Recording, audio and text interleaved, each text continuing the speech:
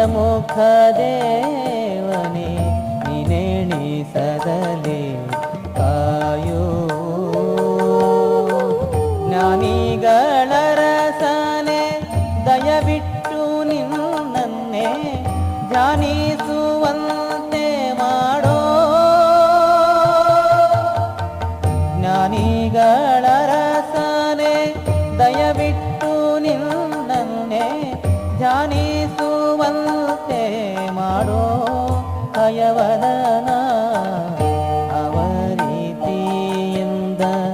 ನೀಯನ್ನ ಸಲಹುವೆ Shri Vibhu Hayavadana